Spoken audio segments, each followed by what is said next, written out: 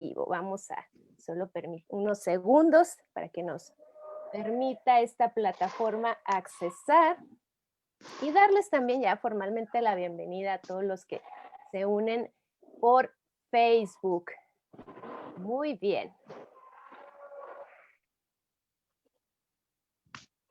Muy bien, bueno, pues en este momento ya estamos también transmitiendo a través de Guadalajara por la Paz. Bienvenidos a todos los que nos siguen a través de esta página. Bienvenidos a todos los que aquí también se están sumando a la plataforma de Zoom. Les pedimos apagar sus micrófonos, por favor, para que podamos tener un mejor seguimiento de esta conferencia que tenemos el día de hoy.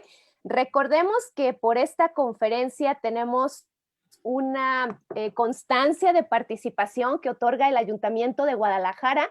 Entonces, bueno, pues les pedimos que por ahí nos dejen su nombre completo, nos dejen también su correo electrónico para que Luis Suazo tome en este momento nota y pueda hacerles llegar esta constancia de participación. Bienvenidos a todos los que nos siguen y están por aquí. Yo sé que son de diferentes estados, sé que tengo personas incluso de España. Por favor, escríbanos de dónde están viendo esta transmisión. Díganos de qué dependencia. Y bueno, pues si también en la medida de lo posible podemos abrir todos nuestra cámara, sería muy importante en esta forma de llevar esta conferencia, pues también sería qué interesante ver con quienes estamos interactuando. No se preocupen si no se han peinado, no se preocupen si están por ahí descansando, no importa, abran sus cámaras, sería muy importante vernos a través de este sistema. Y bueno, sobre pues, todo, maestra, si me permites, adelante. miren, creo que el maestro Raúl es un personaje importante, entonces sería muy interesante que en las fotos ahora sí que aparezcan, ahora sí que en la fotografía como se dice, ¿verdad? Pero finalmente ustedes deciden si quieren aparecer con el doctor Raúl o no quieren aparecer, pero sería muy interesante que aparezcan, ¿no? Muchas gracias, doctor. Sí, es cierto. Y bueno, pues los invitamos a que nos den sus opiniones, sus comentarios de esta interesante conferencia que vamos a tener el día de hoy. Fíjense que el doctor, precisamente Raúl Calvo Soler, un extraordinario mediador, un extraordinario investigador de la justicia alternativa, métodos alternos, la violencia, pero no solamente investigador, sino que ha realizado trabajo muy importante en diversos países alrededor del mundo, con el objetivo de la prevención de la violencia, de encontrar una mejor manera de alcanzar la justicia, una mejor manera de relacionarnos. Él tiene diferentes obras que ya les mostraremos, algunos libros que él ha escrito, que tenemos por aquí atrás. Aquí atrás está también parte de lo que el doctor Raúl Calvo ha escrito, entonces les vamos a mostrar para que, bueno, busquen también parte de su obra. Fíjense que la conferencia que tenemos el día de hoy se titula Prácticas restaurativas ante la conflictividad, una de las vías para lograr la cultura de paz. Es lo que tenemos el día de hoy. El doctor Raúl Calvo nos ha dicho cómo la práctica restaurativa es viable para la justicia, pero también cómo es viable para la empresa, para la familia, cómo aplicar esto en el ámbito escolar. Pues el doctor Raúl Calvo nos va a decir cómo aplicar la práctica restaurativa. Y algo bien interesante que nos dice él, ya basta de tanta filosofía, vamos a aplicar, vamos a saber cómo hacer, cómo resolver las cosas. Eso es lo interesante. Y bueno, pues recordarles que esta conferencia llega a ustedes gracias al gobierno de Guadalajara a través de su Secretaría General, por supuesto, el eje de educación emocional, que bueno, me encanta poder coordinar esta área, y también está con nosotros el Centro Privado de Mediación y Servicios Psicológicos número 212. Y bueno, pues ya para dar inicio y para que les pueda dar la bienvenida, está por aquí con nosotros, que como ya saben ustedes, está el doctor Blas, también ya está aquí nuestro ponente, el doctor Raúl Calvo Soler,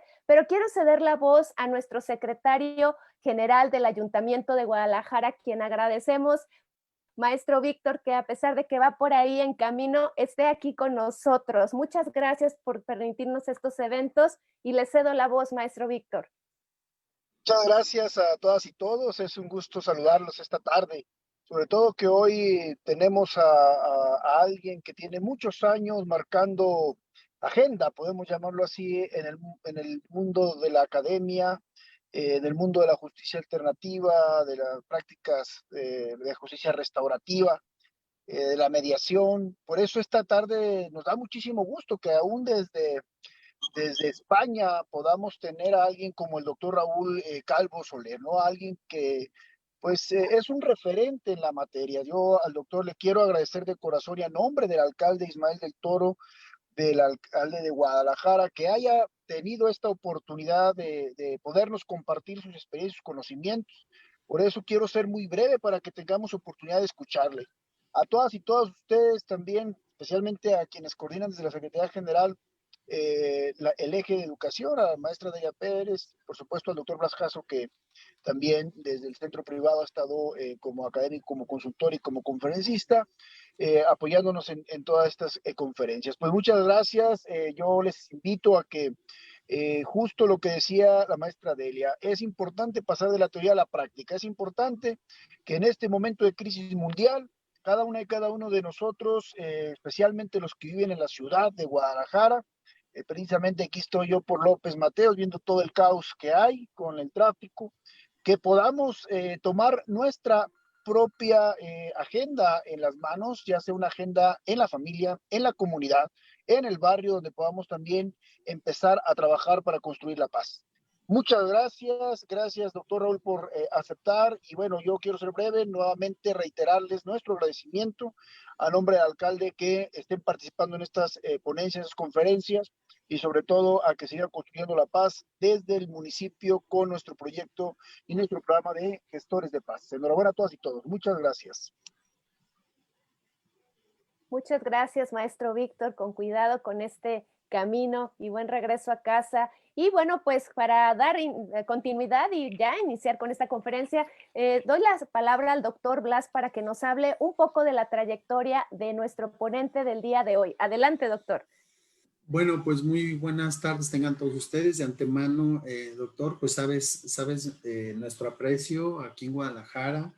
Hemos trabajado ya varios años atrás sobre el tema de tu profesión, lo que tiene que ver el tema de la mediación, la justicia restaurativa.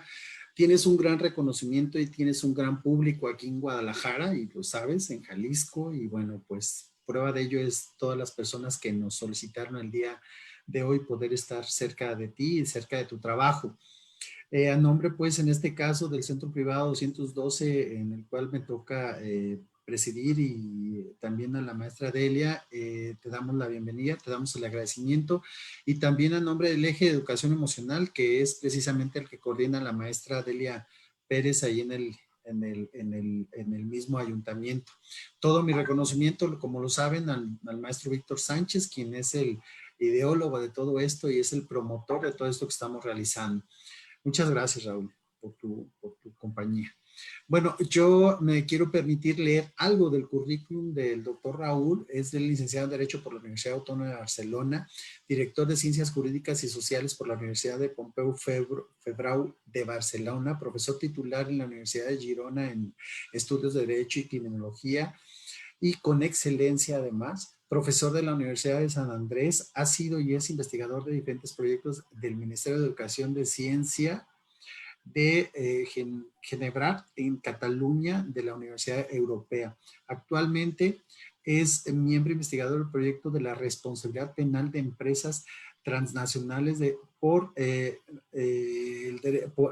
tema de los derechos humanos y el medio ambiente, en el que destacan sus investigaciones y asesoramiento para la implementación de respuestas restaurativas en este tipo de ilícitos. Ha sido académico de la Universidad George Mason del Instituto de Conflict Analysis de la Universidad de Geriza de Barcelona, director de los proyectos de justicia juvenil, prácticas restaurativas de San Isidro en Pergamino, Argentina, coordinador del programa de prácticas restaurativas de la Unión Argentina de Reguay, ha impartido los cursos en máster y especialización y conferencias en las universidades de Castilla de la Mancha, Alicante, Barcelona, Sevilla, Ramón de Liu, España, Florencia, etcétera.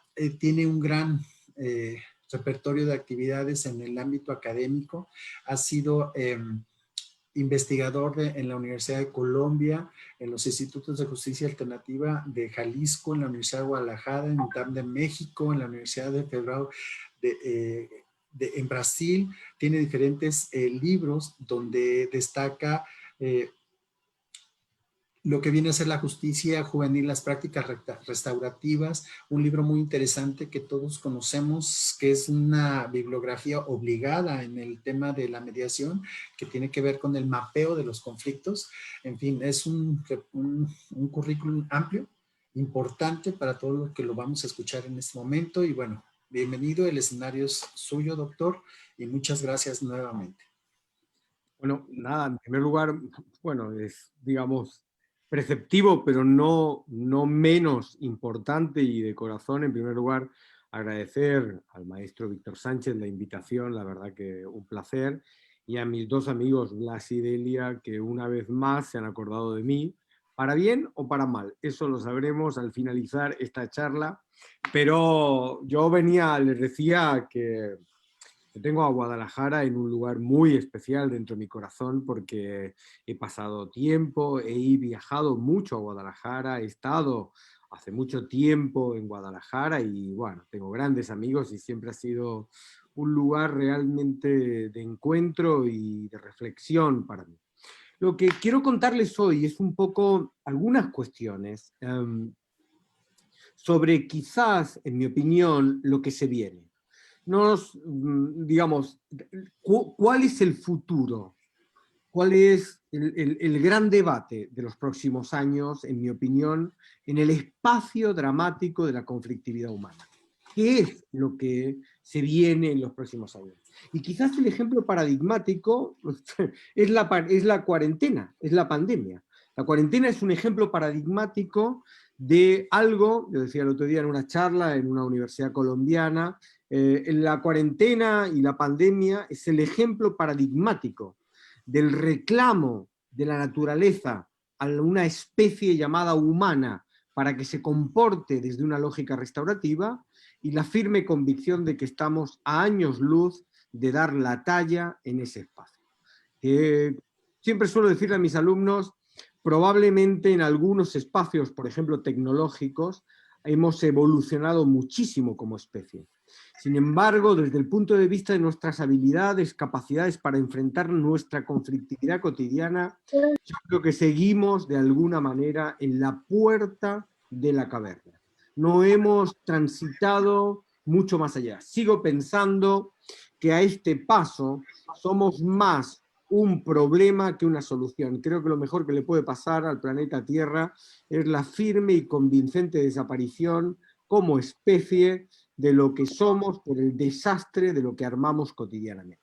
Y creo que esto tiene que ver con muchas cosas, pero una que es la que yo quiero hablarles hoy, es sobre la terrible transformación del mundo de la conflictividad humana desde el siglo pasado a este siglo de una manera brutal, que nos pilla, nos engancha de alguna manera a contramano, no preparados para enfrentar este tipo de dinámicas. ¿Qué es lo que cambió? ¿Qué es lo que ha cambiado? Bueno, yo decía en un libro publicado ahora 3 años que se titula Donde la justicia no llega, yo decía que yo creía que habían cambiado 3 grandes cosas en la conflictividad humana. Lo primero es que cambió la complejidad de la conflictividad humana. ¿Qué quiero decir con esto? Creo que cualquier persona que tuviese un conflicto hace 20, 30 años, la parametrización, la comprensión de la conflictividad humana, la comprensión de los elementos relevantes del conflicto, era una cuestión que si bien era compleja, era fácilmente identificable. Los conflictos, cómo se construían, cómo se desarrollaban, cómo se expresaban, tenían una serie de parámetros, y esos parámetros se definían en nuestras relaciones cotidianas. Nosotros nos relacionábamos unos con otros en términos de un conjunto de características que nos permitían esa interacción. Y entre ellas, el conflicto también tenía esas características. Si yo tenía un conflicto, siempre suelo decir que hay 3 personajes de los que he aprendido todo lo que sé sobre conflictos, que son mi esposa, mi hijo y mi suegra, y no en ese orden. Pero en esos momentos la comprensión de la conflictividad en las relaciones humanas era identificable a partir de un conjunto de propiedades. ¿Qué cambió? Bueno, cambió una cosa muy importante. Cambió que nuestras relaciones son terriblemente complejas. Yo recordaba con mis estudiantes de último año de carrera, hablando de este tema, lo siguiente. Por ejemplo, hoy vivimos en un mundo donde para cualquier contexto existen millones de alternativas disponibles. ¿Quieren comprarse un coche? Hay cientos de marcas. ¿Quieren comprarse un teléfono? Hay cientos de marcas. ¿Quieren estudiar? ¿Recuerdan cuando estudiaban? Yo el otro día hablaba, cuando yo tomé la decisión de estudiar mi carrera, ¿cuántas carreras había el siglo pasado disponibles en una universidad? ¿20? ¿30? ¿40? El otro día mi hijo me dijo, papá, estoy decidiendo a ver, me pasó el listado de carreras disponibles en la universidad y es extraordinario. Yo creo que hemos hecho de toda actividad una carrera. Cualquier cosa puede ser convertida en una carrera. Por ejemplo, yo recuerdo cuando estudiaba que íbamos al bar de la facultad a almorzar o a comer, ¿cuántos platos había disponibles? El primero no te lo dejaban elegir. El segundo había un segundo y un segundo. Digamos, había 2 platos para elegir. El postre era obligatorio y en todo caso te lo permitían cambiar por el café. Hoy va uno a cualquier bar de cualquier facultad, de cualquier universidad del mundo, tienes 5 primeros, 5 segundos, 3 postres. Es como el mundo se convirtió en algo terriblemente complejo, porque el conjunto de elementos disponibles es terriblemente complejo. Esa complejidad tiene un aspecto positivo y un aspecto negativo. El aspecto positivo, después volveré sobre esta cuestión, es que si hay algo que es importante desde el punto de vista de enfrentar la conflictividad humana, es la disponibilidad de las alternativas. Lo peor que le puede pasar a uno que tiene un conflicto es que no tenga alternativas. Lo complejo tiene la ventaja de la construcción de alternativas, pero tiene un inconveniente. ¿Cuáles son las características definitorias hoy de la conflictividad humana? Esto es muy difícil de identificar. Tenemos conflictos inimaginables. Tenemos construcciones de relaciones inimaginables. Por ejemplo, hoy nuestros hijos conectan con personas que viven a 14.000 kilómetros. Una mano así o una mano así y la relación pasa de ser una relación de amor incondicional a una relación de odio insoportable. La manera en que ellos se conectan, se relacionan, el mundo se les quedó pequeño. Transitan sus relaciones de amistad y de conflictividad más allá del charco y no hay problema. Pueden tener un conflicto con alguien que vive al lado, pero pueden tener un conflicto con alguien que vive a 40.000 kilómetros. La conflictividad humana es universalizable y en esa universalización es cada vez más complejo nuestra comprensión de por dónde transitan esos elementos de la conflictividad. Así que el primer elemento, gran cambio de la conflictividad humana del último, yo diría, del siglo XXI, es que es mucho más compleja de todo lo que hemos entendido hasta hoy, de todo lo que hemos vivido hasta hoy. La complejidad es una característica de las relaciones conflictivas como nunca hasta ahora lo habíamos visto.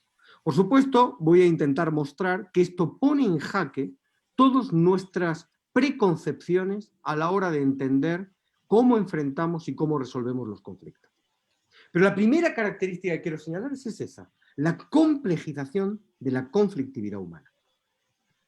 La segunda característica es la dinamización de la conflictividad humana.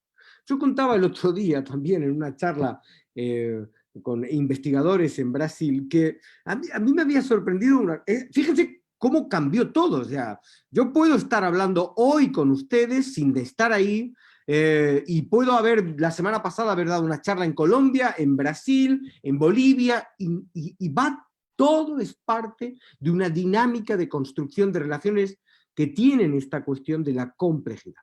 El segundo elemento es el dinamismo. ¿No les parece que el mundo va a una velocidad insospechada? ¿No les parece que la ratio transformativa de las relaciones humanas no la habíamos visto como hasta ahora nunca? Alguien pisó el acelerador y no nos hemos enterado. Yo aprendí a usar el WhatsApp para comunicarme con mi hijo, y cuando le mandé el primer mensaje me dijo: papá, qué antiguo, esto ya no se usa. No hemos tardado de aprender algo que ya es obsoleto. No hemos tardado en incorporar una dinámica de relación nueva que ya es obsoleta, que ya es tardía. La velocidad transformativa de la manera en que se construyen hoy las relaciones dentro de nuestras ciudades o entre países, es tan rápida la transformación, es tan veloz el cambio, que el conflicto también se ha convertido en una relación terriblemente transformativa, terriblemente dinámica. Por ejemplo, cuando nosotros estudiábamos conflictividad y conflictos del siglo pasado, no era extraño el proceso de herencia de la conflictividad humana. Los conflictos se heredaban, familiarmente se heredaban. Una generación heredaba los conflictos de sus padres, que a su vez habían heredado los conflictos de los suyos, y así sucesivamente. Hoy la velocidad a la que todo cambia es tan rápido, tan enormemente veloz, que hace que el conflicto de ayer, hoy, ya sea viejo. Y que el conflicto para mañana, el conflicto de hoy, mañana ya sea tarde. Esto provoca una ratio transformativa que deja de nuevo, ahora volveré sobre esta idea, en jaque todas las metodologías y las preconcepciones que teníamos y que habíamos ido aprendiendo a usar a la hora de resolver conflictos. Les doy un dato sobre el dinamismo. Cualquier pandemia en el siglo pasado requería una tasa promedio de entre 5 y 10 años para validar una vacuna. Nosotros lo estamos validando en un año. En un año, con esta pandemia, van a estar disponibles vacunas. Esto nunca se había visto. Nunca. La velocidad de cambio del mundo que nos rodea es tan impactante que nos deja descolocados constantemente en nuestras interacciones. Y el conflicto no es ajeno a esta situación. Así que tengo dos características de la conflictividad del siglo XXI. Es terriblemente compleja en el sentido de que las características que las definen como relevantes a un conflicto hoy trascienden a lo que históricamente pensábamos, la lucha por el poder, por el espacio, por el dinero. Hoy no son los parámetros, o al menos no en la misma forma que definen las interacciones conflictivas en una ciudad, en un país, en una empresa. Y la ratio transformativa, el dinamismo de cambio, hace que todo se vaya a una velocidad donde la idea de que yo puedo dentro de 2 meses buscar soluciones a un conflicto de hoy es, en el mejor de los casos, un puro eufemismo. Porque el conflicto de hoy, dentro de 2 meses, no tiene nada que ver. De hecho, en el libro que citaba Blas sobre el mapeo de conflictos, el libro que yo publiqué sobre cómo se diagnostica un conflicto, yo ya advertía en ese caso que el futuro no era el futuro de los análisis estáticos de la conflictividad humana, el futuro era el futuro del análisis dinámico de la conflictividad humana. La capacidad que tiene el operador, el profesional, de adelantarse a los modelos transformativos de cambio del conflicto. Entonces, la capacidad de ver y visualizar el conflicto no como viene hoy, sino cómo va a estar mañana, es un elemento que realmente hace a nuestra capacidad de intervención. El tercer elemento, en mi opinión, de este proceso transformativo de las relaciones humanas en general y del conflicto en particular, no olvidemos en ningún momento que el conflicto es un tipo de relaciones humanas. La conflictividad no es más que una manera de relacionarnos unos con otros. Suelo decirle a mis alumnos que el único espacio donde la gente no tiene conflicto se llama cementerio. Pero la conflictividad es una pauta de interacción normal entre los individuos. De hecho, creo firmemente que es una de las características de nuestra condición humana. Siempre he dicho que el ser humano es una máquina perfectamente diseñada para generar conflictos. No para resolverlos. Toda nuestra capacidad creativa, ¿nunca les ha pasado que llegas mal a casa, un mal día, te salió fatal todo, el del taxi te lió, el del café te engañó, y tú necesitas un conflicto? Uno, el que cambie todo. Por supuesto, yo tengo dos espacios de conflictividad posible. Una es mi esposa, uno es mi hijo. En general, tiendo a buscar la conflictividad en esos días con mi esposa. Bueno, como yo tenga ganas de conflicto, no hay manera de pararlo.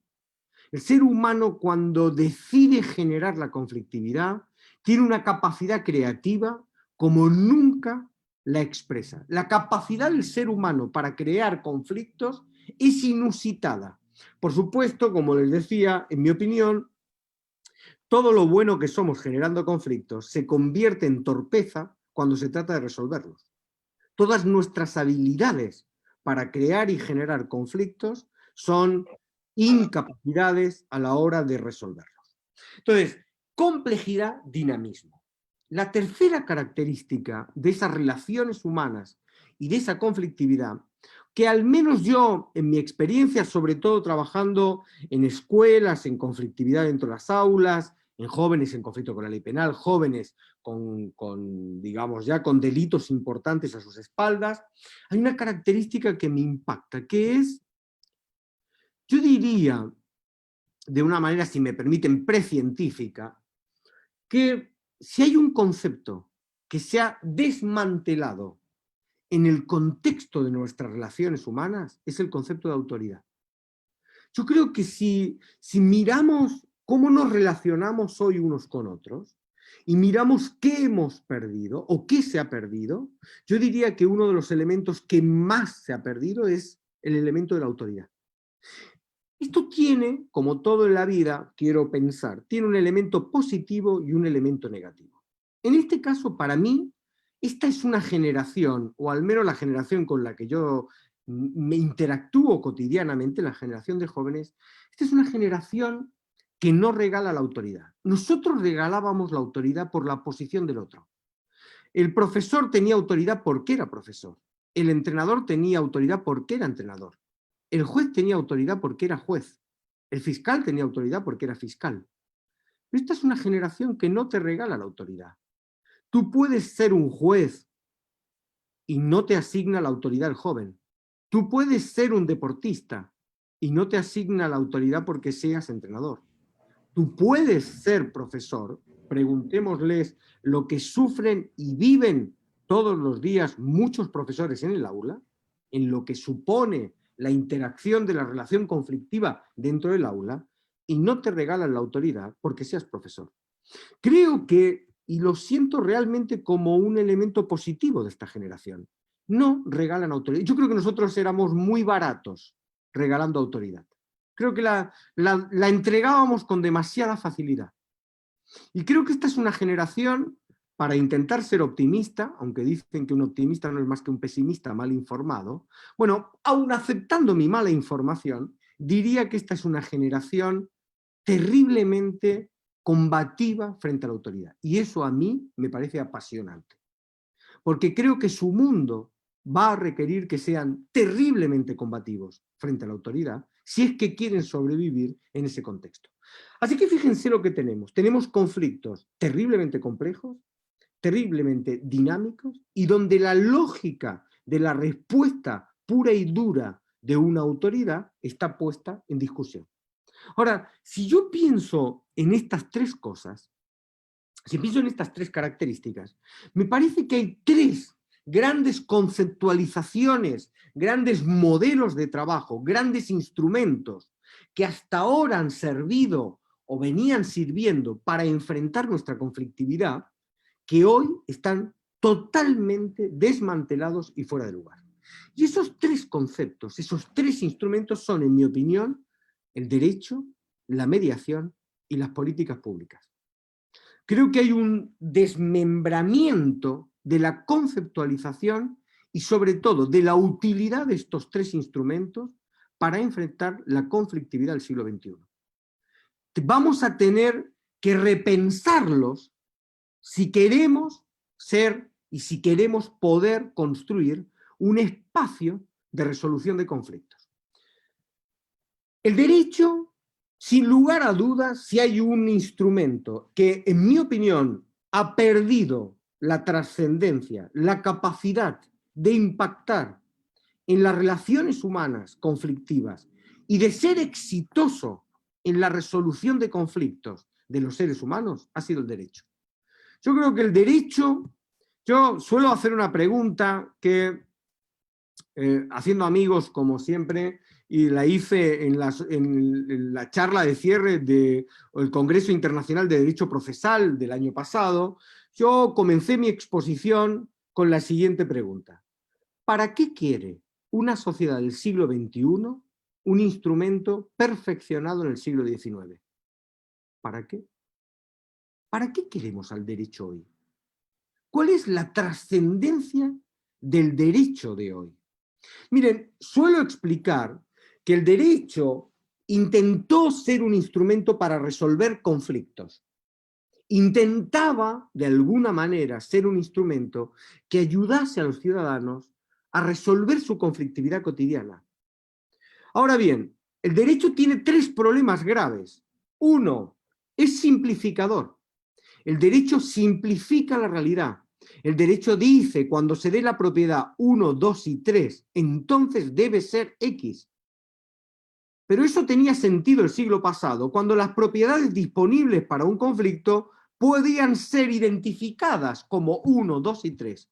Ahora, si el conflicto de hoy, del siglo XXI, tiene cientos de propiedades, ¿cómo llega el legislador?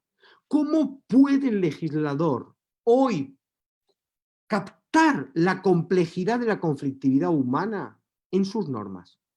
Un fenómeno dramático que está ocurriendo es el sobredimensionamiento normativo. Me imagino que en México pasa lo mismo. Son cientos de miles de normas y constantemente norma tras norma para intentar captar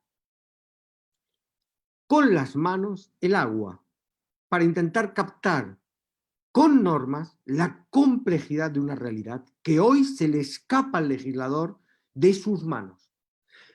El segundo problema que tiene el derecho es que si la conflictividad es dinámica, los que hoy estén aquí escuchando saben que el derecho es esencialmente estático. El derecho hace fotos del pasado, no visualiza el futuro, no lo entiende el futuro. El derecho opera en una lógica donde hago una foto de lo que pasó y capto esa foto. Entonces el legislador dice, hoy, cuando concurran en el futuro la propiedad 1, 2 y 3, entonces quedará prohibido lo que sea. Pero en un contexto de dinámicas tan potentes como las que nosotros vivimos, ¿qué le pasa al legislador? Lo que la propiedad 1 representaba ayer, hoy es irrelevante. Lo que la propiedad 2 identificaba ayer, hoy ya no existe. Y lo que la propiedad 3 ponía de manifiesto ayer, hoy no es interesante. Entonces, el drama del legislador es que, y esto pasa en todo el mundo, no ha promulgado la norma y ya la está modificando. Porque la velocidad de transformación es tal que nunca llega a tiempo para captarlo. Por si esto fuera poco, el derecho enfrenta el peor de sus sueños. No hay posibilidad en el derecho, como lo hemos conocido hasta ahora, de operar en un contexto de desmantelamiento de la autoridad. El derecho presupone la autoridad, presupone el respeto a la autoridad, presupone la convicción de que él es la autoridad. Es como intentar llegar a un aula y construir una lógica pedagógica del siglo pasado en un contexto donde tus alumnos no te reconocen ningún tipo de autoridad. Es el campo perfecto para la violencia. Es el campo perfecto para la explosión de la conflictividad y la violencia dentro del aula. Entonces, si nosotros pretendemos captar la conflictividad humana en un aula y enseñarle a los chicos como nos enseñaron a nosotros, entonces los estamos enseñando en un mundo que ya no existe.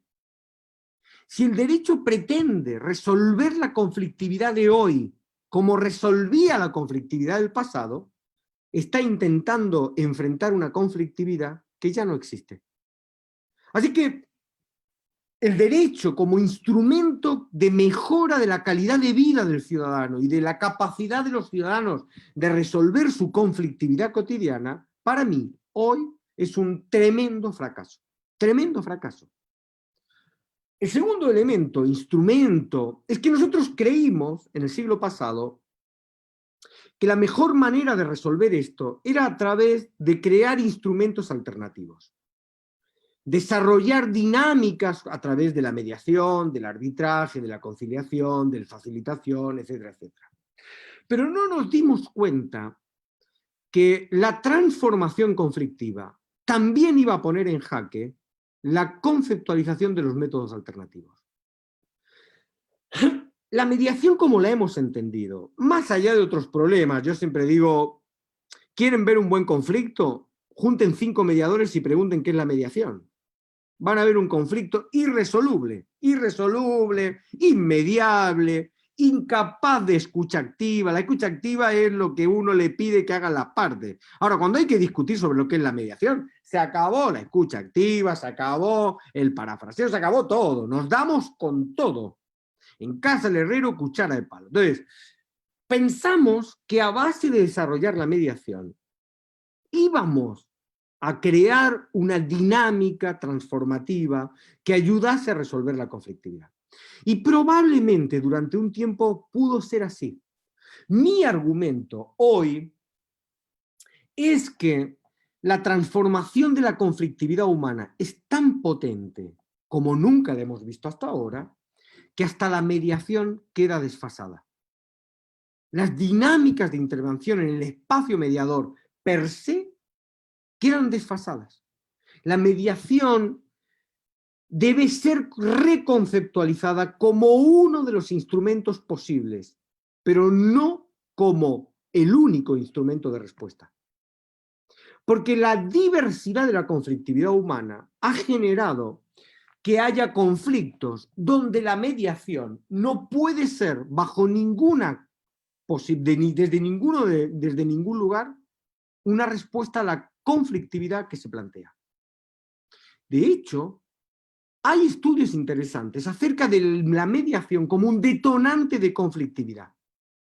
Lo que le reclamábamos al proceso judicial empieza a ser una pauta que se replica en las conceptualizaciones de la mediación más clásica. El tercer elemento está en las políticas públicas como las hemos entendido hasta ahora. Si la lógica del desarrollo de las políticas públicas es una lógica de trabajo de arriba hacia abajo, esa lógica de trabajo está condenada al fracaso. No podemos seguir pensando que la mejor manera de resolver la conflictividad o ayudar a los ciudadanos a resolver sus conflictos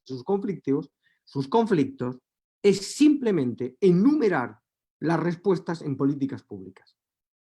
Porque la complejidad hace que el propio diseñador de políticas públicas encare una problemática donde la idea de identificar algo como la respuesta a un problema empieza a ser realmente un inconveniente.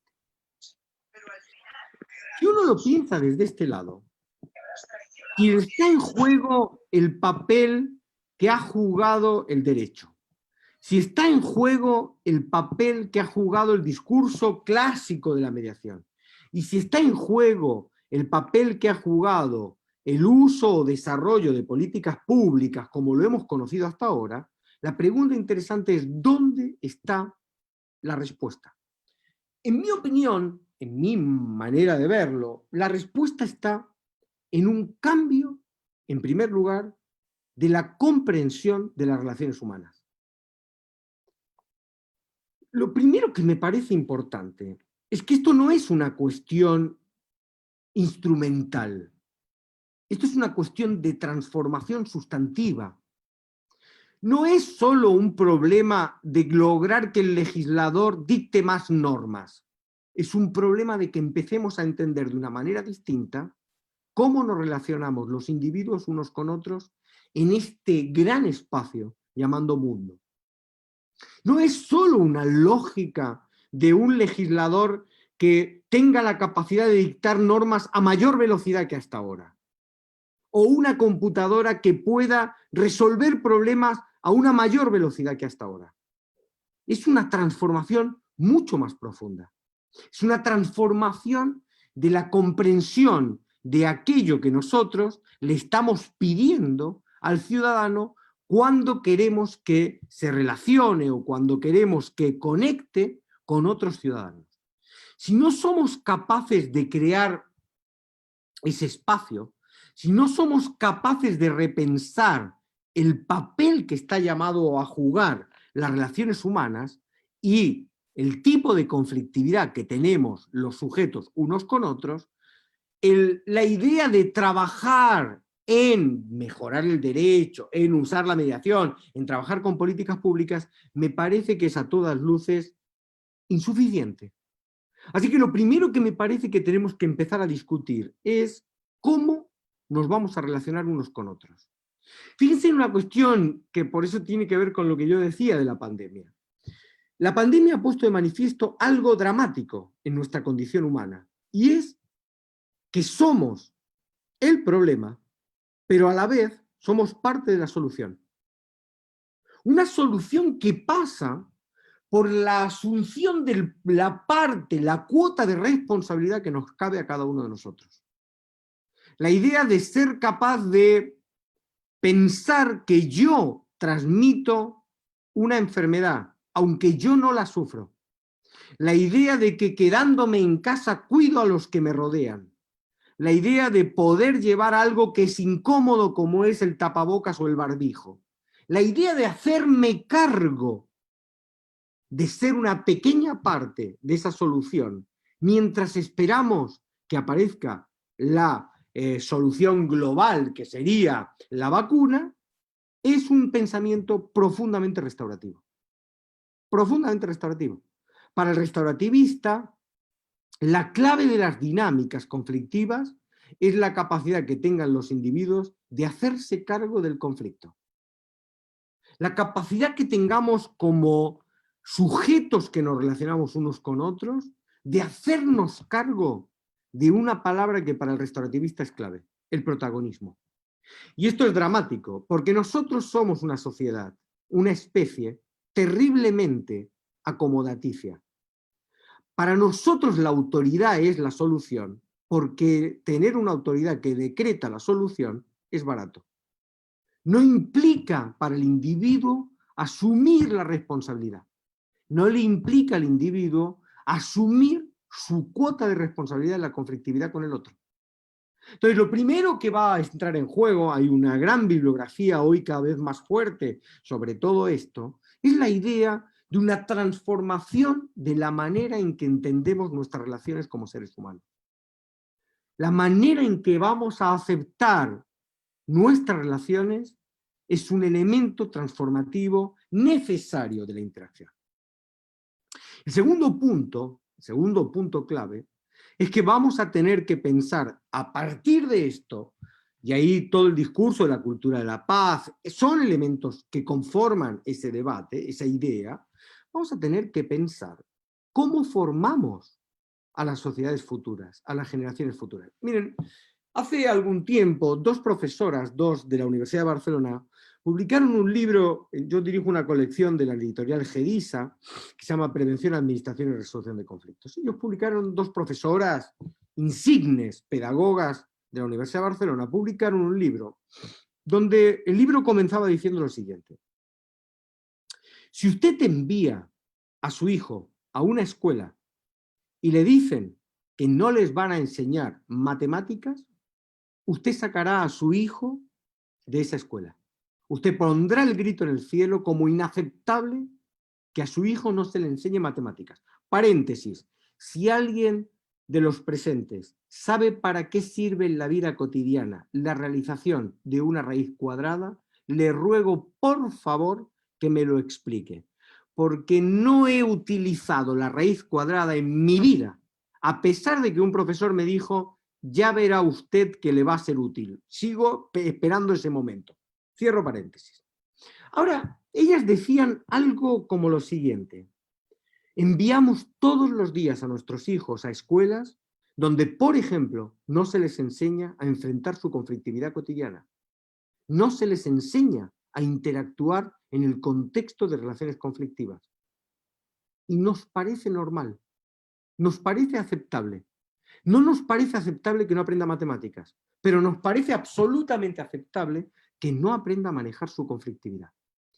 Esto es un cambio de paradigma pedagógico, en mi opinión, indiscutible para el futuro. Hay un programa que yo suelo recordar en varias comunidades autónomas en España, que se llama, sobre todo en Palma de Mallorca, que se llama Boca Orella, traducido boca oreja. En el jardín de infantes, los chicos tienen en todas las aulas una mesa apartada. Cuando un chico siente que tiene un conflicto con un compañerito, le invita a su compañero a ir a esa mesa. En esa mesa hay el dibujo de una boca y el dibujo de una oreja. El que invitó al otro toma el dibujo de la boca y el otro, el invitado, toma el dibujo de la oreja. El que tiene el dibujo de la boca le cuenta a su compañero cómo se siente dentro de un contexto de conflicto, por qué se siente en conflicto con él. Cuando ha terminado de hablar, se cambian, y estos son mocosos, es una cosa, estos chiquitos yo los he visto, es impresionante. Cuando ha terminado de contarle su conflicto, se cambian el dibujo y el otro contesta.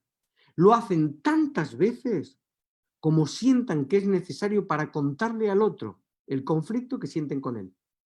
Cuando han terminado, dejan los dibujos encima de la mesa y vuelven con el resto. Esa transformación, esa capacidad de aprender que un conflicto es algo que es mío, que no tengo que correr a buscar a una profesora para ver cómo me lo resuelve, que me tengo que hacer cargo de mi propia conflictividad y que la mejor manera de empezar a enfrentarla, que no de resolverlo, pero sí de empezar a enfrentarla, es hablar y escuchar, algo tan básico y clave como hablar y escuchar. Eso es una transformación de las herramientas de trabajo como nunca hasta ahora la habíamos visto. Necesitamos repensar este espacio de interacción porque nuestra conflictividad nos está llevando a lugares tan complejos que no estamos siendo eficientes en la respuesta. Necesitamos un cambio en el paradigma del derecho. Hoy el mundo está discutiendo un derecho como totalmente distinto, una conceptualización de lo jurídico y de lo normativo como nunca la habíamos visto hasta ahora. No el derecho solo en el sentido de norma jurídica.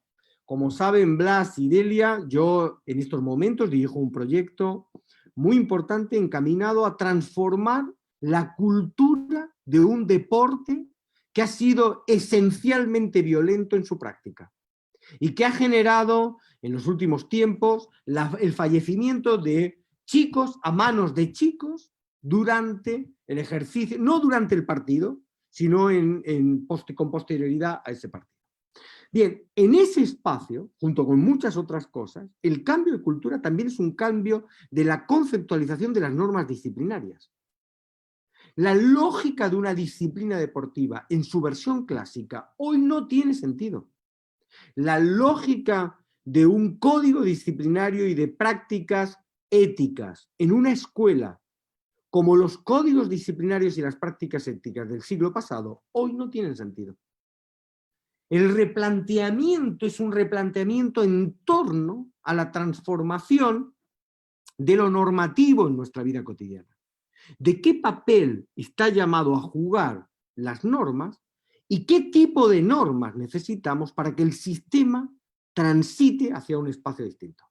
Esa respuesta, que la podemos ver en muchos espacios, por ejemplo, como alguien mencionó, yo trabajo en el ámbito de jóvenes en conflicto con la ley penal, la posibilidad, yo siempre digo algo que los impacta, ¿no? Yo siempre les digo, yo el año pasado estuve trabajando con un grupo de 10 chicos, todos los cuales comprendidos entre 14 y 16 años, y ya sabían lo que es matar a varias personas cada uno de ellos.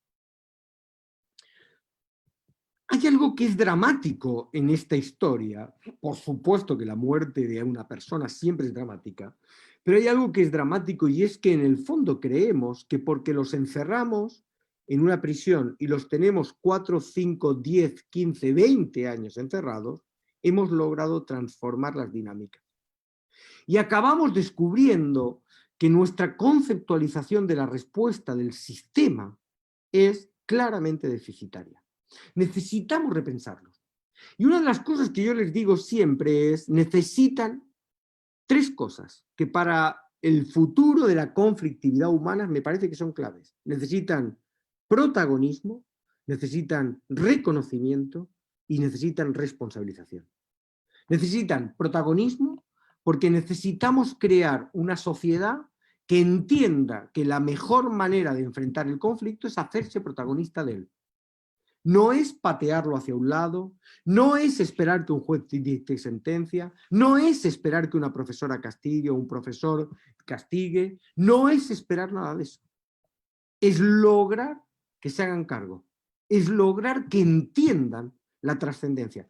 Quiero decirles que en 7 años nosotros en estos momentos tenemos una tasa de éxito en términos de trabajo con jóvenes que ronda el 80%, que quiere decir que 8 de cada 10 jóvenes que pasan por estos programas no volverá a cometer un delito. Porque el protagonismo hace la diferencia. Porque no es un juez que castiga, no es una autoridad que castiga, es la convicción de sentirte protagonista de tu propio cambio. Necesitamos reconocimiento, necesitamos entender qué nos pasa, qué ocurre, qué sucede. Eso es el reconocer.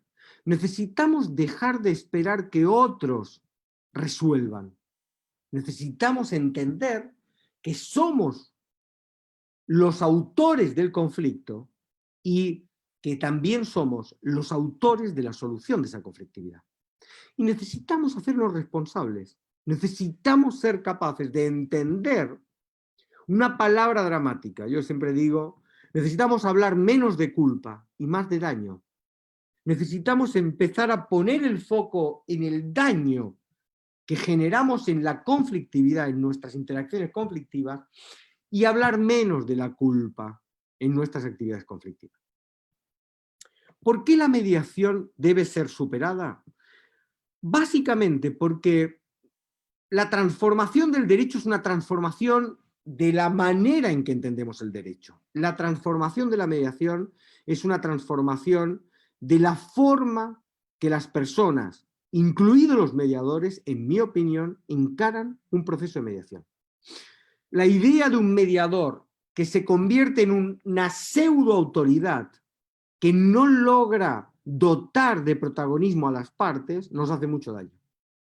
Nos ha convertido en pseudo proceso judicial. Todo lo que le dijimos al proceso judicial hoy lo podemos visualizar en muchas mediaciones. Todo lo que criticamos al proceso judicial hoy lo podemos ver ahí. No hemos entendido que el cambio es un cambio no de herramientas solo, es un cambio cultural. Es una transformación de una cultura frente a eso. Entonces, a mí me parece que necesitamos bajar el lineamiento de la mediación como una herramienta dentro de un contexto de una cultura restaurativa de la conflictividad humana. Pero como una herramienta, por cierto. Es sorprendente cómo aquellos que criticaban al proceso judicial porque había colapsado el nivel de respuesta, hoy son los mismos que colapsan con la mediación el nivel de respuesta de la conflictividad humana. Hay conflictos que no podrán ser resueltos en mediación, que requieren otras herramientas, que requieren una visión mucho más completa y compleja del trabajo que simplemente ir construyendo espacios de mediación. Necesitamos crear un modelo de respuesta mucho más ambicioso para conflictos que son mucho más complejos, dinámicos y no susceptibles de autoridad. Por último, el tema del trabajo de políticas públicas. Yo creo firmemente que la gran transformación es la capacidad que tengan nuestros políticos de hacernos sentir protagonistas. De nuevo, si la política es una palabra compleja. Alguien me dijo una vez, fíjate si es compleja la palabra política, que puede convertir una palabra como madre en otra como suegra. Si puede producir tamaña transformación la palabra política, ¿qué no significará la palabra política? Pero la palabra política tiene una acepción pedagógica, tiene una acepción de empowerment del ciudadano. Yo creo en una perspectiva de la política de gestión de lo común desde lo común. Entonces, la idea de una política que viene solo de arriba hacia abajo es la idea de una política abandonada, que el mundo empieza a visualizar como retrógrada y carente de respuesta. Les cuento un ejemplo. Los programas más exitosos hoy en barrios conflictivos, altamente conflictivos, sobre todo vinculados a temas de drogas en Europa, han sufrido transformaciones no en base a una política pública aplicada de arriba hacia abajo, sino en base a un empoderamiento de los ciudadanos para empezar a trabajar ese cambio de las políticas públicas. Conceptos como presupuesto participativo, banco de tiempo, manejo de interacciones, procesos de protagonismo del ciudadano, son lógicas que, en mi opinión, hacen la capacidad que tenga la política de enfrentar la cotidianidad, de enfrentar la cotidianidad de la conflictividad humana.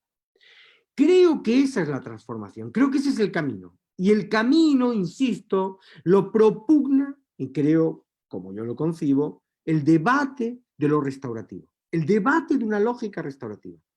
Ahí está el proceso de transformación, una lógica restaurativa que impacte en estos tres modelos, en estos tres espacios. En el espacio antropológico de nuestra capacidad para revisar cómo somos y cómo nos relacionamos. En el espacio de las instituciones necesitamos una reconceptualización del derecho, necesitamos un replanteamiento de la mediación y de los métodos alternativos. Necesitamos repensar a nuestras instituciones, porque si las instituciones operan indefectiblemente en una lógica de arriba hacia abajo, eso está condenado hoy al fracaso. Y necesitamos un replanteamiento del proceso formativo. Necesitamos enseñar desde otro lugar. Necesitamos una pedagogía, una lógica de la pedagogía distinta. En el mundo hay hoy desarrollos muy interesantes de lo que se han dado en llamar escuelas restaurativas. Son escuelas pensadas desde una lógica de planteamiento restaurativo. El mayor protagonista de una escuela restaurativa es el alumno, pero no lo es porque yo le doy a él lo que tiene que hacer. Lo es porque él es no solo parte, es participante de la creación de la escuela. Él es el protagonista, no en el sentido de que lo miramos y damos, sino en el sentido de que lo miramos y le preguntamos, ¿cómo es la escuela? Siempre digo que hay una diferencia fundamental.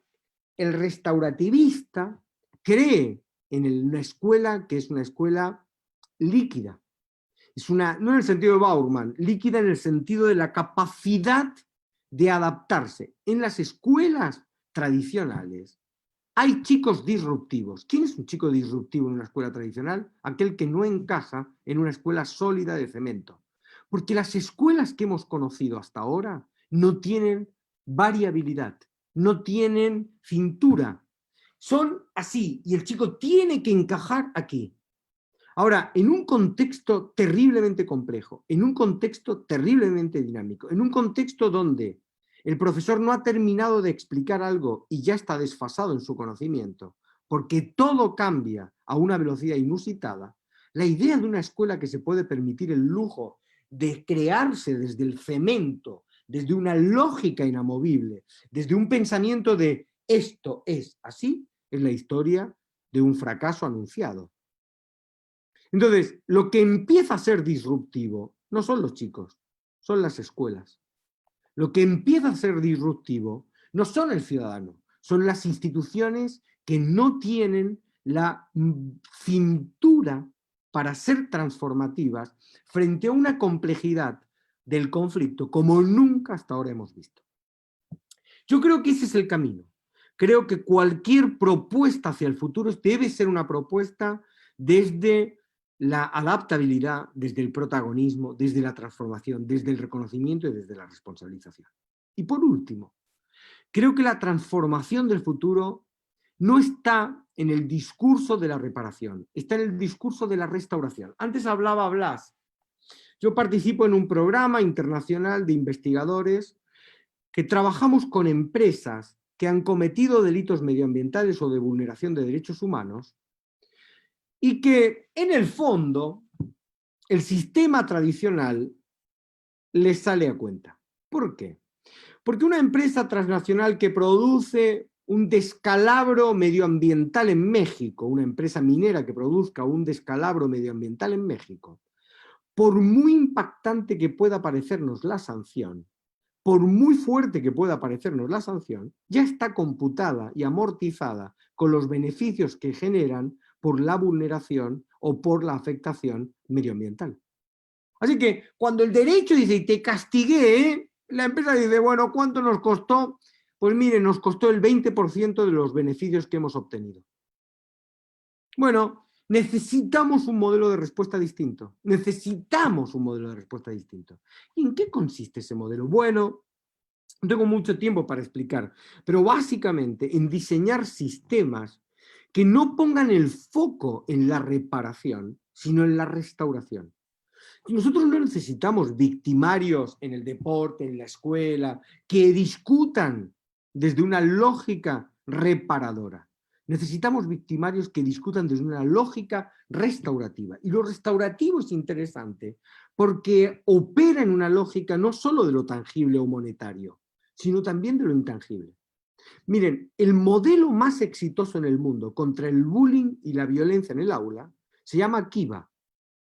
Kiva es un modelo finlandés, pero Kiva responde fundamentalmente a una lógica restaurativa, que dice algo interesante, que es, la mejor manera de trabajar la violencia en el aula no es trabajar solo binariamente con victimario y con víctima.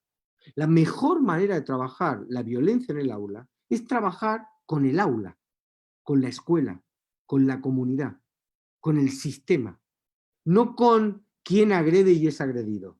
Porque detrás de un agresor y alguien que es agredido hay un montón de chicos que o graban o aplauden mientras uno golpea al otro.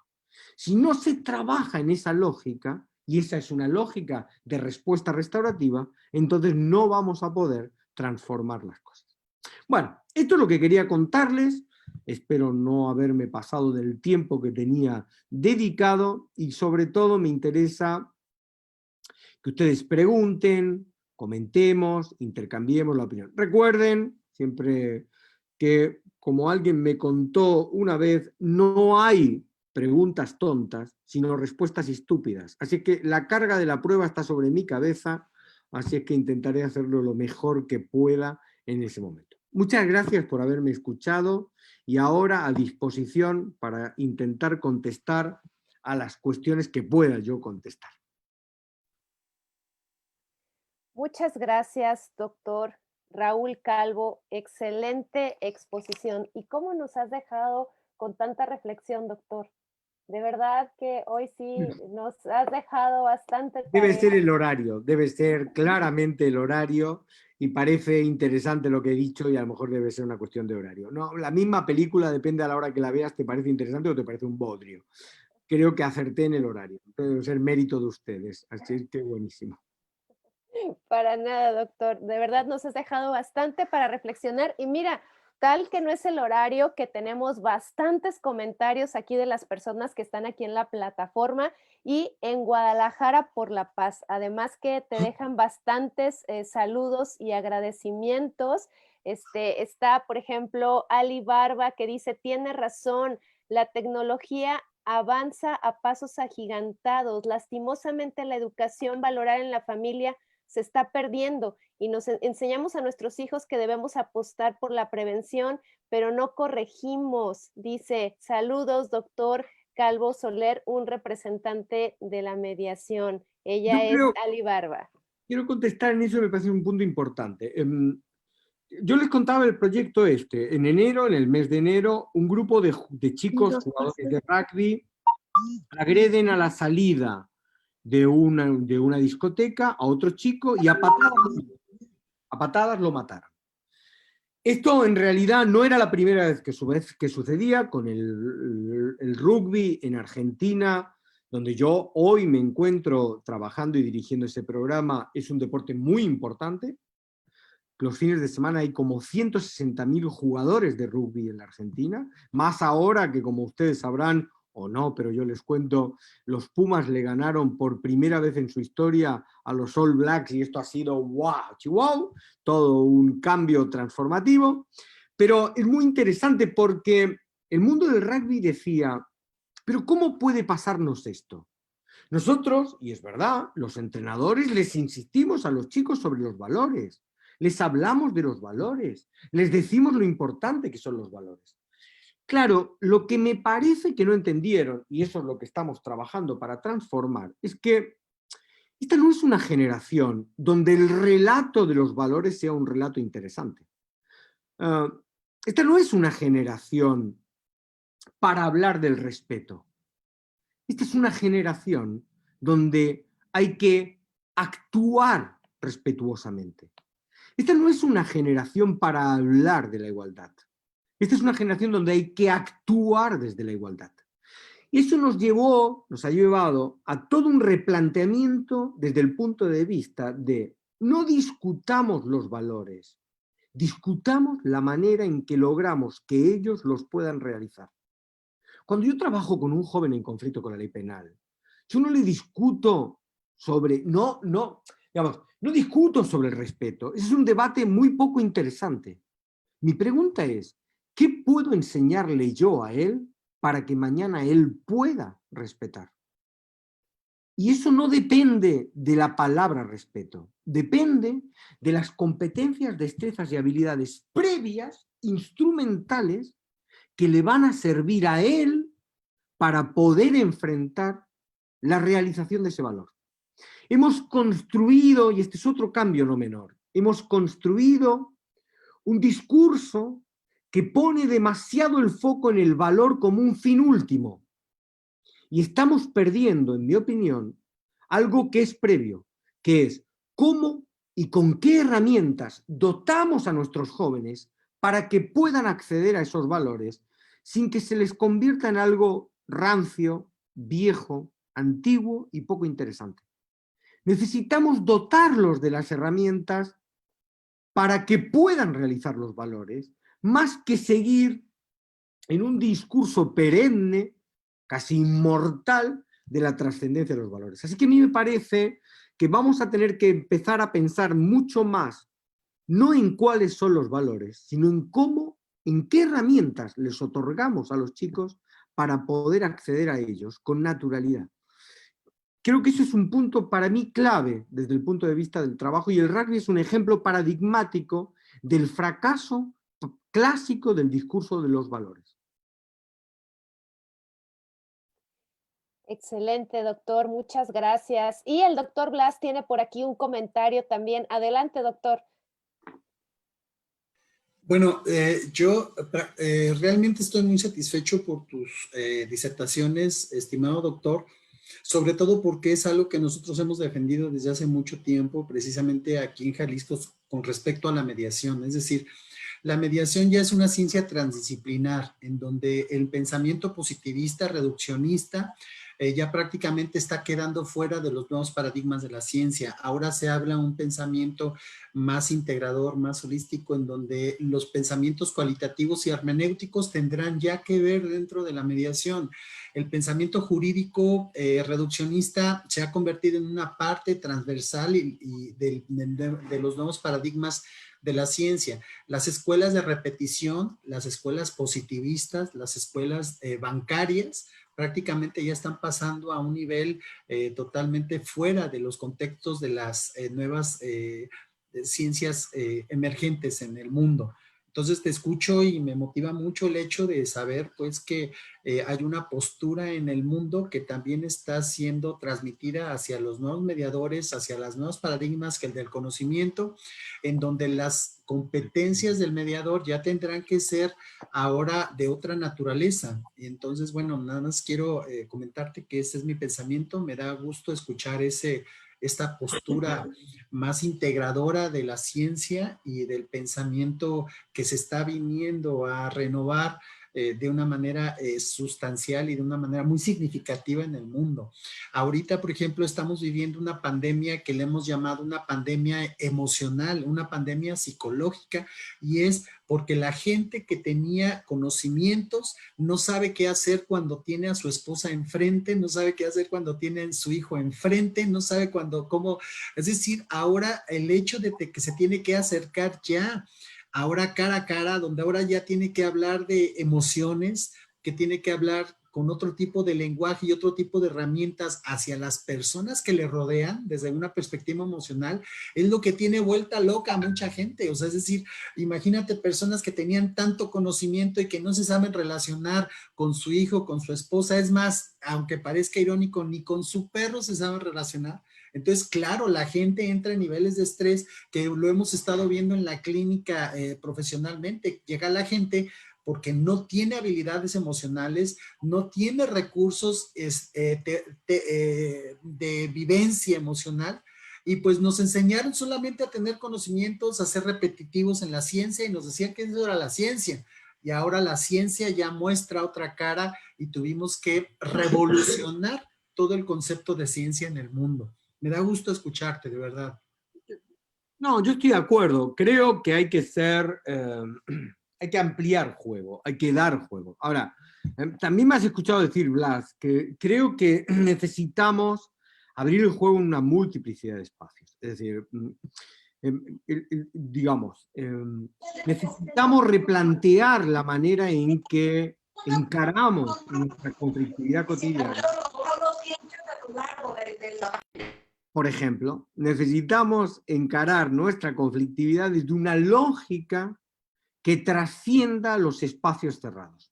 Pero también hay que tener cuidado, yo sé que Blas, tú no estás en ese pack, pero hay gente que ha hecho del discurso emocional la única ratio de respuesta, con lo cual replica el mismo problema contra el que estamos luchando, que era, en algún momento dijimos, bueno, vayamos a incorporar lo emocional, y ahora hay gente que cree, o sea, que hasta friendo un huevo están las emociones encima de la mesa. Entonces todo es emocional. Entonces, yo lo que creo es que necesitamos, efectivamente, como tú dices, Blas, necesitamos tener un pensamiento mucho más abarcativo, digamos. Entender que si la complejidad es un parámetro definitorio de la conflictividad humana, no podemos acudir a la simplificación.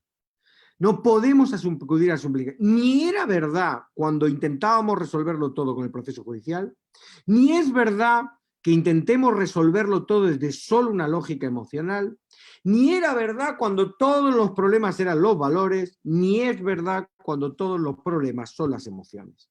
Creo que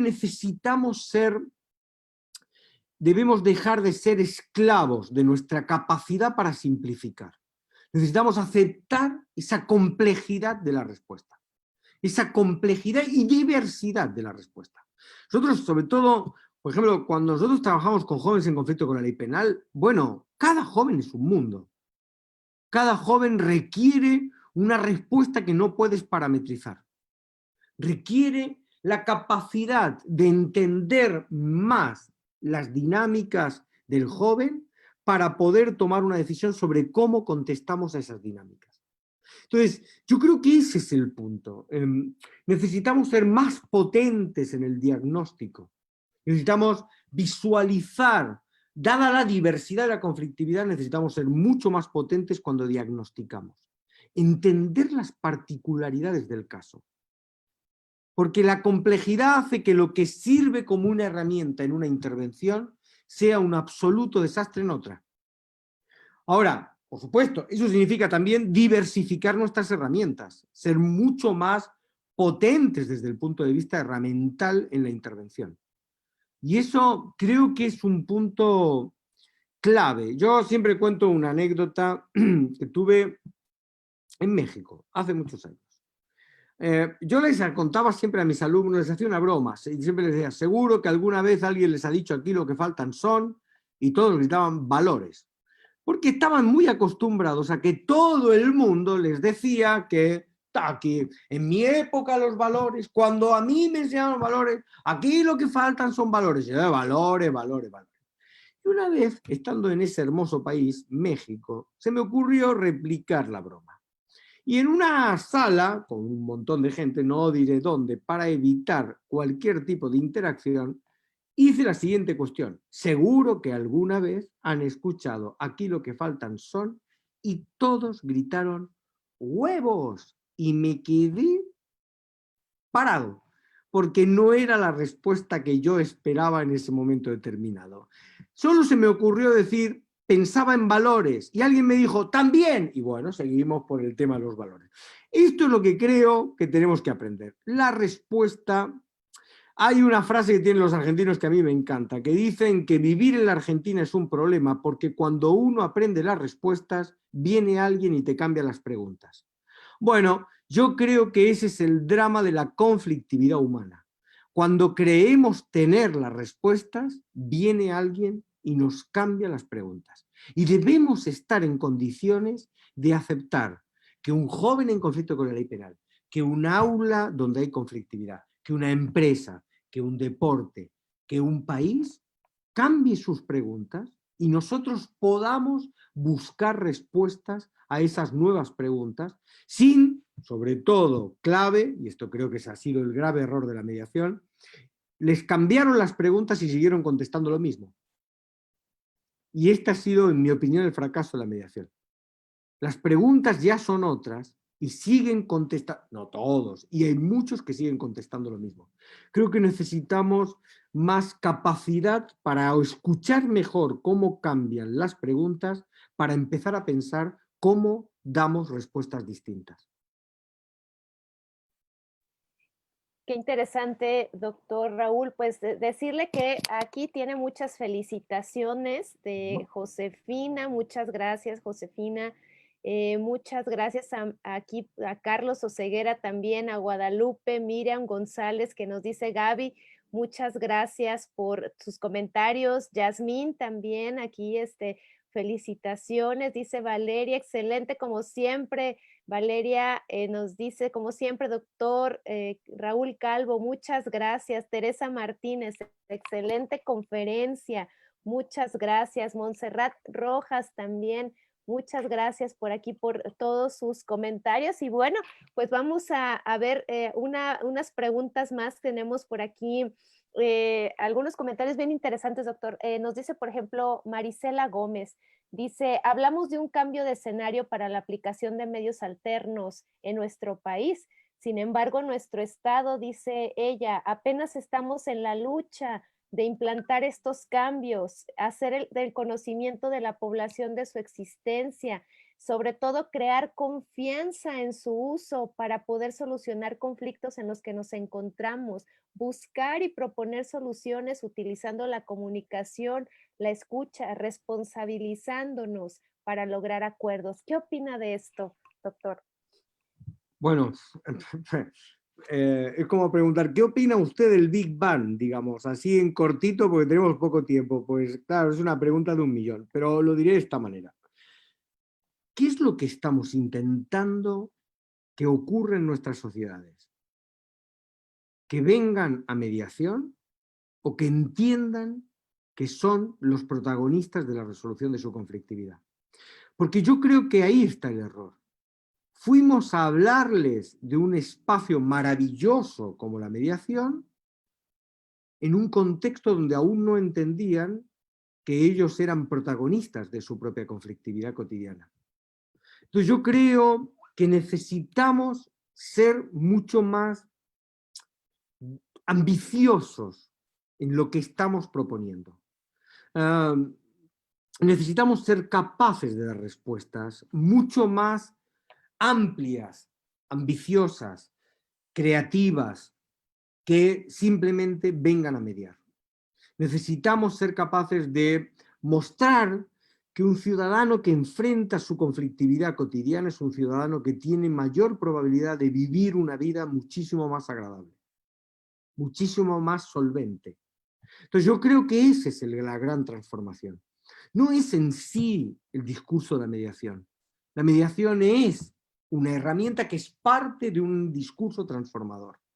Pero creo que necesitamos crear un ser humano que no le tenga miedo a su propia conflictividad cotidiana.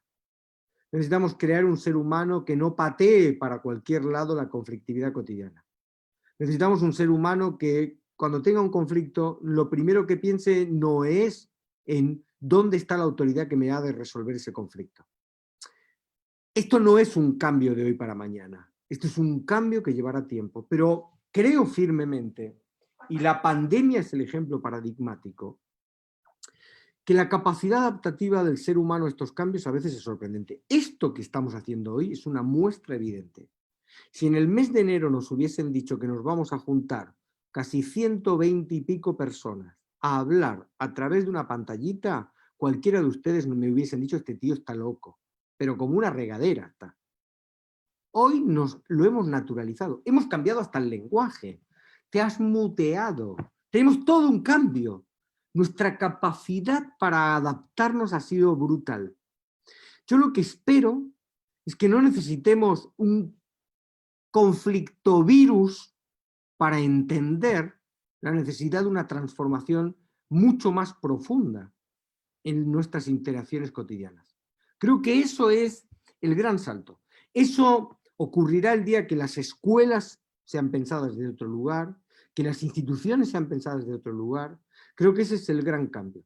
Pero no podemos ponerle a la mediación toda la mochila de la transformación, porque es algo enorme. Creo que tenemos que pensar en una transformación, en una multiplicidad de espacios. Por ejemplo, con jóvenes en conflicto con la ley penal, no siempre la mejor respuesta es juntar a la víctima con el victimario. No siempre esa es la mejor estrategia para trabajar. Entonces, entender esto es entender la complejidad y la diversidad de la intervención. Esto es lo que a mí me parece más importante desde ese punto de vista. Pero bueno, ojo, yo en esto ya me conocen los que me han escuchado, creo en la mediación, pero creo en la mediación como una de las herramientas para una transformación mucho más interesante a corto, medio y largo plazo.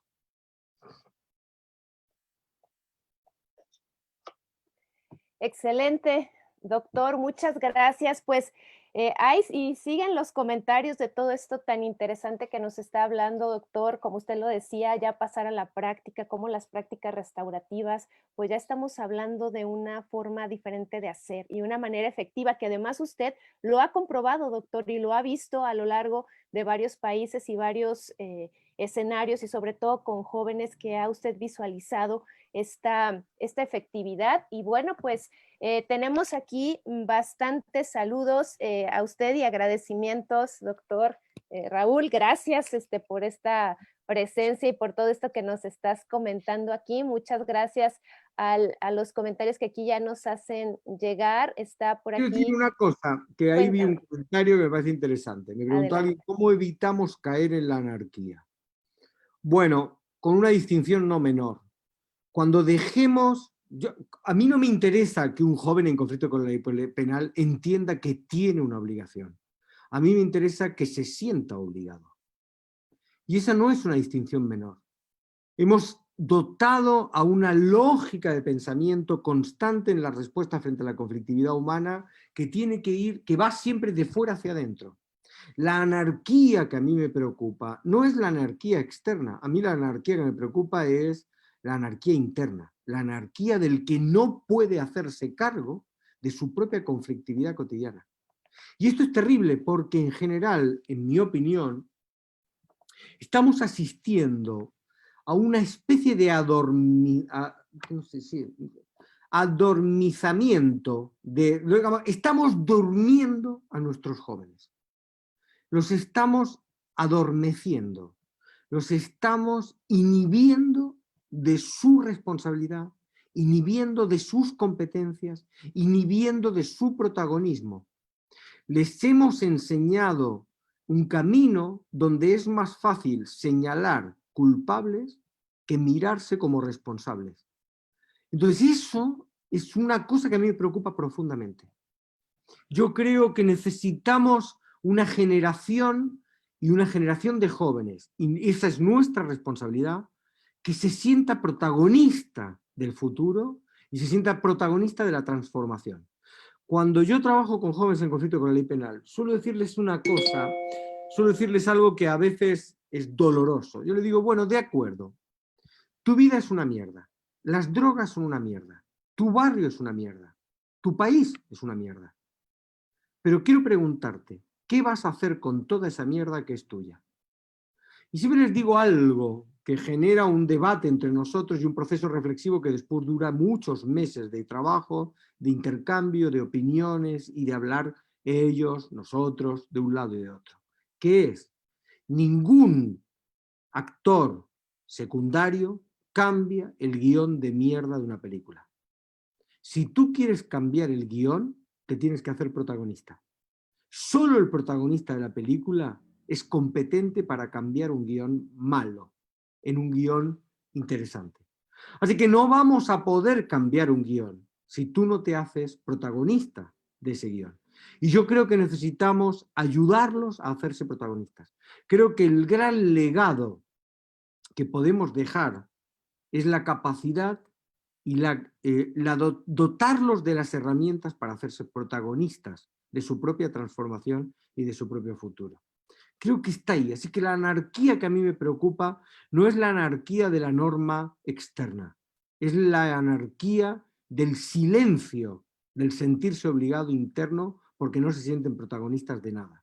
Y eso me parece terrible, porque eso sí es la muerte para mí de la posibilidad de un futuro. Excelente, doctor. Muchas gracias. Y bastante buena reflexión sobre los jóvenes. Pues está con nosotros también personas, doctor, que pues están muy involucrados aquí en Jalisco en el tema de la justicia, que están trabajando directamente en este ámbito, como el maestro Alfonso Partida Caballero, quien seguramente está por ahí, maestro, y usted tiene un comentario. No, bueno, es que es todo un tema de tesis el doctor Calvo, sobre todo esta situación del cambio paradigmático del Estado coincido totalmente, es un tema que pareciera, ok, vámonos sentando para resolver estos problemas, pero es una nueva revolución total, ¿no? Del cambio. Y los principios de la mediación, yo diría, si bien la mediación no lo va a resolver todo, pero los principios de la mediación, de la cultura de la paz, deben de ser necesarios para este nuevo cambio que es requerido y que esta pandemia nos dio hasta por debajo de la lengua, de ver que las instituciones del Estado no están funcionando, no funcionaban y que si no las cambiamos, esto va a traer una consecuencia terrible, doctor Calvo. Y un verdadero abrazo muy fuerte para ti y para tu familia. Bueno, muchísimas gracias. La verdad que para mí un enorme placer. Nos conocemos ya hace mucho tiempo. Así es que gracias por estar. Sí, yo creo que entre todos vamos a tener que replantear a qué queremos jugar. ¿qué queremos? ¿Cómo es el mundo que queremos dejar a nuestros hijos? Y yo diría que el mundo que quiero dejarle a mi hijo es un mundo en donde él es protagonista de ese mundo. Creo que hemos dejado de ser protagonistas, ya no somos la clave de las transformaciones y creo que ese es un gravísimo error. Creo que Hobbes se equivocó en un punto. Hobbes partía de una premisa, y es que el ser humano en estado de naturaleza es autodestructivo.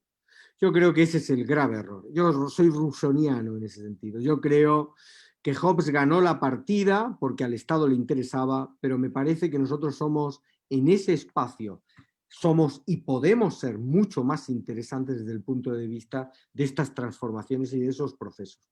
Mi experiencia es esa. Yo creo realmente en el protagonismo, hay que volver al protagonismo del individuo, de las personas, del ser humano.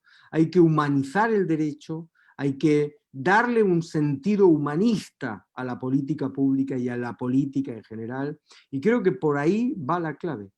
Ese es para mí el punto. Por eso creo que cuando yo veo que las tasas de éxito de intervención con jóvenes en conflicto con la ley penal son tan altas cuando los programas les dan protagonismo, no los inhiben de su responsabilidad, ¿eh? Esto es el punto clave.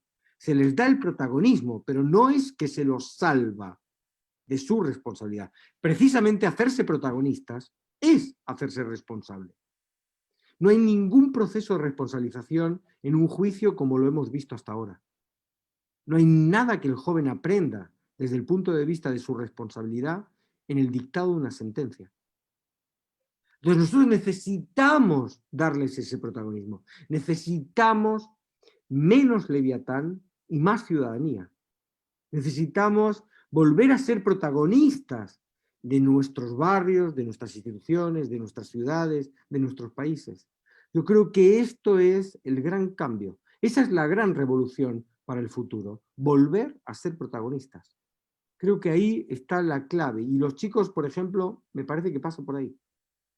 Bueno, Muchas muchísimas gracias. gracias. Muchas gracias, doctor. Y antes de cerrar y cederle la palabra a nuestro secretario general del Ayuntamiento de Guadalajara, que tiene un presente para ti, Raúl, queremos dar la bienvenida a esta charla. Fíjate que tenemos una visitante que es el doctor Guillermo Cepeda Lecuona, quien actualmente dirige el Instituto de Justicia Alternativa, y pues le parece también muy interesante todo esto que estás comentando. No sé si el doctor Cepeda nos escucha en este momento. Claro, maestro Calvo Soler, es un privilegio, como siempre, escucharlo. La semana pasada tuve la ocasión de tomar el taller de justicia restaurativa para adolescentes en la Semana de la Mediación en Nuevo León. Y bueno, pues soy fan, la verdad, de sus textos. Acá en Gedisa, México, estaba agotado el de mapeo de conflictos, ya lo pude conseguir por Amazon. Entonces, pues es un gusto y por la verdad se aprende. Realmente, ahora me incorporé prácticamente a la parte final, pero siempre es un privilegio. Pues me siento muy honrado que me permitan hacer uso de la voz. Veo aquí a colegas muy acreditados en nuestro país. Veo por allá a varios mediadores y pues simplemente pues agradezco que se me considere para tomar la palabra, y creo que sus aportaciones en el tema de mediación, como bien dice usted, pues el desafío es todavía ir más allá, y estamos tratando todavía en materia penal, acá en Jalisco, todavía el tema de la justicia restaurativa estamos avanzando, estamos haciendo mediaciones intrapenitenciarias también, y estamos impulsando mucho que en materia no solamente sea la mediación penal, sino que se transforme y se evolucione hacia la justicia restaurativa. Y bueno, vamos en este camino. Por otra parte, la mediación, con las limitaciones que usted comenta, pero estamos muy orgullosos que en Jalisco, pues por cada 3 sentencias ya hay una mediación. Entonces, con carácter de sentencia ejecutoriada, el estudio de Doing Business, que considera pues la duración de los procesos en estas ventajas cuantitativas y también cualitativas. Hacemos encuestas de satisfacción de usuarios, y bueno, estamos ahí trabajando, y sí, la justicia restaurativa, la transformación de los conflictos es nuestro objetivo, y bueno, tratamos de estar a la altura de su magisterio, de avanzar en esta ruta, Y bueno, no quito más tiempo. Agradezco muchísimo la oportunidad de tomar la palabra, de expresarle directamente nuestra admiración y el respeto por toda su producción y su orientación. Y bueno, que en Jalisco sabe que tiene una casa y muchos seguidores y discípulos. Entonces, un gusto, maestro. Muchas gracias. Y muchas gracias No, a Delia, al doctor Blas y al secretario del ayuntamiento, como siempre, por este trato deferente que nos brindan siempre. Muchas gracias. no, gracias, Guillermo. Yo tengo, bueno, ya lo saben, ya lo dije al principio, tengo mi corazoncito muy colocado y muy situado en Guadalajara. He vivido momentos muy intensos de realmente allí, así que para mí es un placer. No, yo insisto sobre una idea. Yo lo que digo es que necesitamos acompañar el discurso de la mediación con un discurso de transformación cultural del ciudadano. Si no logramos esta conexión, le estamos poniendo una mochila a la mediación que la mediación sola no va a poder encarar. Entonces a mí me parece que necesitamos ese proceso de transformación. Pero bueno, este es un camino, es una lucha a largo plazo. El futuro depara un proceso judicial, por ejemplo, en base a las últimas reglas de UNIDROIT, absolutamente distinto. Si hay algún estudiante de Derecho, yo le diría, todo lo que creen saber sobre el proceso judicial se van a llevar la sorpresa de su vida en los próximos años. Nosotros ahora sacamos un libro donde evaluamos las transformaciones que en los próximos 10 años va a sufrir el proceso judicial, porque creemos firmemente que vamos a tener un proceso judicial como nunca lo hemos visto, con una lógica totalmente distinta.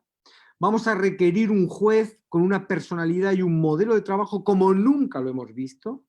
Vamos a tener una lógica del pensamiento jurídico también totalmente diferente a lo que hemos sentido y visto hasta ahora.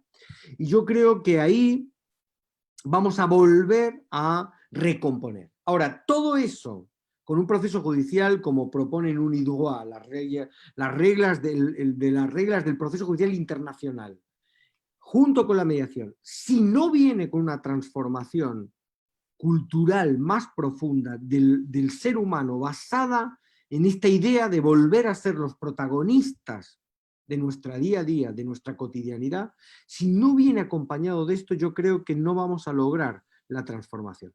Por eso, para los restaurativistas, cuando hay una pregunta, ¿cuál es la palabra clave? Protagonismo. Protagonismo. Volver a ser el centro de la ecuación. Hobbes nos sacó de la ecuación del conflicto y metió al Leviatán, al Estado, y nos quitó de en medio. Nosotros debemos volver a ser protagonistas de ese modelo de respuesta, volver a ser protagonistas de esa respuesta. Así que yo creo que hay que acompañar todo ese discurso con un espacio, en este sentido, más ambicioso desde esa lógica. Pero bueno, muchísimas gracias, maestro. Muchísimas gracias. Muchas gracias al doctor Raúl Cepeda Lecuna. También muchas gracias, Raúl, por todo esto. Y mira, aquí tenemos uno, nos están preguntando de tus libros, y aquí tenemos uno de ellos, donde la justicia no llega, cuando el proceso judicial no acompaña, una grande obra tuya. Y pues aquí está la otra, El mapeo del conflicto, algo que también tú has escrito, y pues para los que están interesados en conocer más de tu obra, pues aquí tienen solo dos de todo lo que hace el doctor Raúl. Y bueno, pues ahora sí, para cerrar, les quiero ceder la voz a nuestro secretario general del Ayuntamiento de Guadalajara, maestro Víctor Sánchez. ¿Nos escucha por ahí? Sí, claro, aquí me agarraron ahora manejando porque voy a otro programa, pero pues estuve aquí poniendo la oreja precisamente para escuchar al doctor. La verdad es que es extraordinario, doctor. La verdad estamos muy contentos. Muchas gracias. Y bueno, pues en nombre del alcalde Ismael del Toro, nuevamente agradecerle y a todos los que nos acompañaron. Veo, como dijo el doctor Memo Cepeda, pues aquí tiene discípulos, tiene amigos, tiene aliados de la mediación, de la nueva forma de hacer justicia. Y bueno, pues le queremos entregar un reconocimiento. Si me ayudas, por favor, maestra Delia, por Claro. esta plática magistral a nombre del alcalde. Le damos este reconocimiento por esta tarde, esta charla. Y bueno, firma el alcalde Ismael del Toro y su servidor Víctor Sánchez. Pues un abrazo, de veras, le agradecemos que se haya dado ese tiempo. La verdad que vemos que sí quiere mucho a Guadalajara. Entonces, bueno, pues doctor, estamos contentísimos que sea, como dijimos al principio, el inicio de una larga relación donde usted nos ayude justo en esta visión que usted tiene. Me gustó mucho cómo hablaba, ¿no? Al principio nos decía, bueno, hay que ir rompiendo estos esquemas, los paradigmas. El paradigma de la crisis, precisamente también de la pandemia, es una nueva forma de buscar un nuevo reto que tiene, un desafío que tiene la humanidad.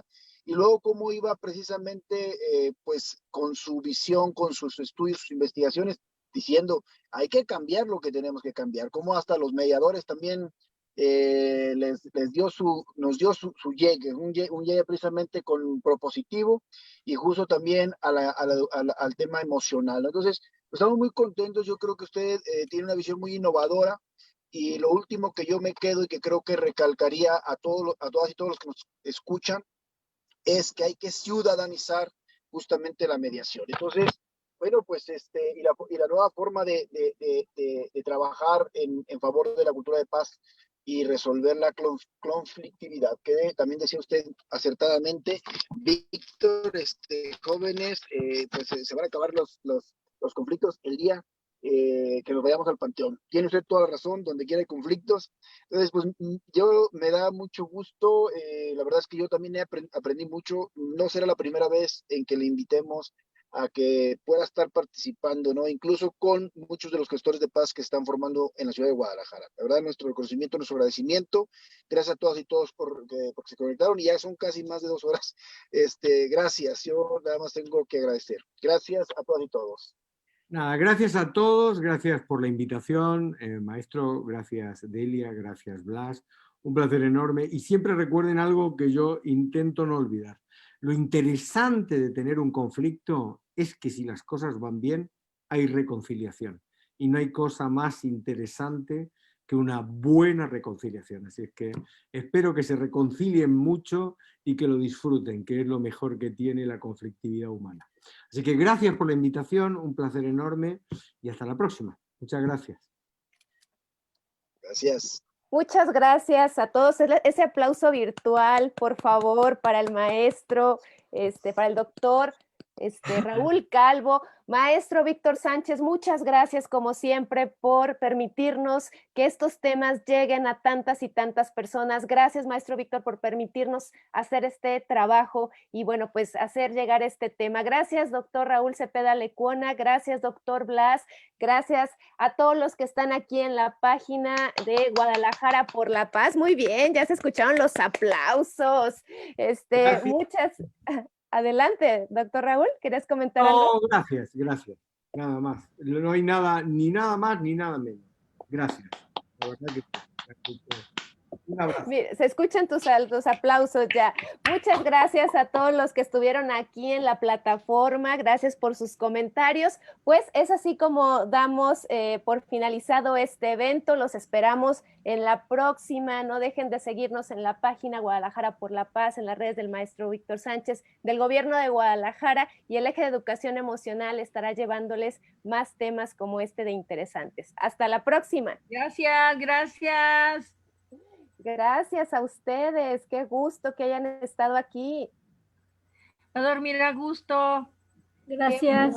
Muchas gracias. Que estén muy bien. Hasta luego. Gracias, Sofe. Gracias, María Teresa. Gracias, maestra.